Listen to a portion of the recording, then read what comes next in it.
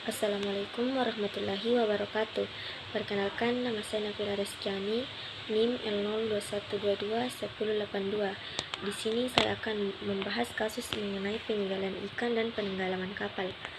Baru-baru ini KKP menyegel 20 ton ikan impor di Batam yang berpotensi merugikan nelayan.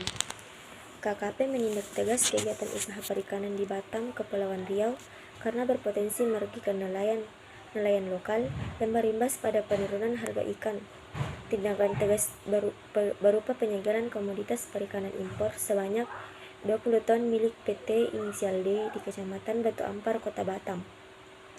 Dilaksanakan agar penjualan ikan jenis salam tersebut dihentikan sementara sampai pemeriksaan selesai dilakukan oleh pengawas perikanan Ditjen Pengawasan Sumber Daya Kelautan dan Perikanan.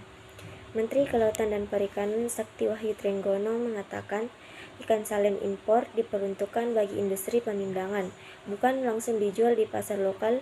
Terlebih harga jual ikan tersebut lebih murah sehingga akan berdampak pada turunnya harga ikan hasil tangkapan nelayan. Tindakan tegas sebagai komitmen KKP untuk melindungi nelayan sesuai Undang-Undang Nomor 7 Tahun 2016 tentang Perlindungan dan Pemberdayaan Nelayan, Pembudidaya Ikan dan Petambak Garam. Sebagai informasi, Menteri Trenggono melakukan kunjungan kerja di Batam dalam rangka memperingati Hari Laut Sedunia yang jatuh pada setiap 8 Juni. Kunjungan kerja tersebut untuk memastikan aktivitas kelautan dan perikanan tidak mengganggu ekosistem. Selain ikan salem impor, sebelumnya Menteri Trenggono menyegel proyek reklamasi yang tidak disertai izin dasar persetujuan kesesuaian kegiatan pemanfaatan ruang laut di Teluk Tering,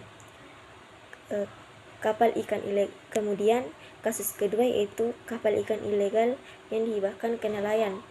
Kementerian Kelautan dan Perikanan mengusulkan untuk menghibahkan 41 kapal pencuri ikan yang disita negara kepada nelayan.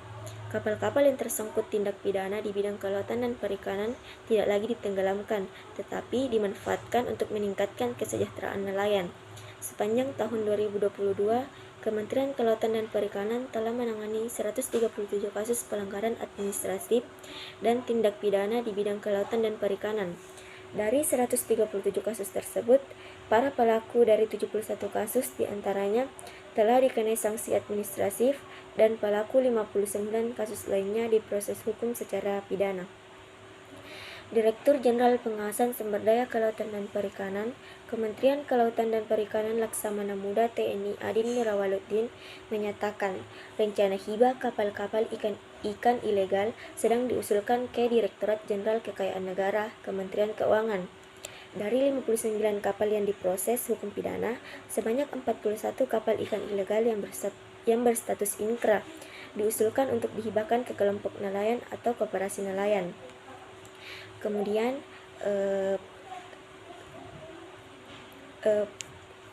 penerimaan negara yang dapat dikenakan denda administratif dan penggantian kerugian atas kerusakan karang untuk 137 kasus pelanggaran tersebut, yaitu mencapai 33,94 miliar rupiah. Perolehan PNBP dari denda administratif akan digunakan untuk pemulihan kerusakan sumber daya kelautan dan perikanan. Kementerian Kelautan dan Perikanan juga mengamankan 97 unit kapal perikanan ilegal yang terdiri dari 18 kapal ikan asing dan 79 kapal ikan Indonesia.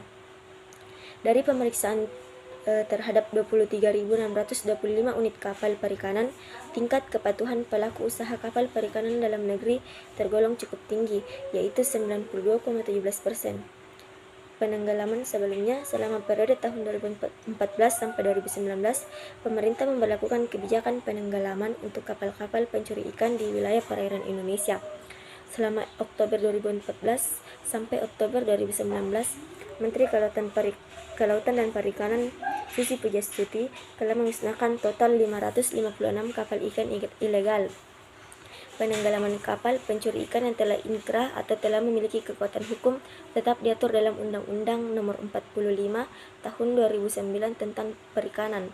Secara terpisah, Koordinator Nasional Deskriptif Fishing Watch Muhammad Abdi Suhufan mengemukakan pemerintah perlu transparansi dalam proses pemberian kapal ilegal terhadap kelompok atau koperasi nelayan.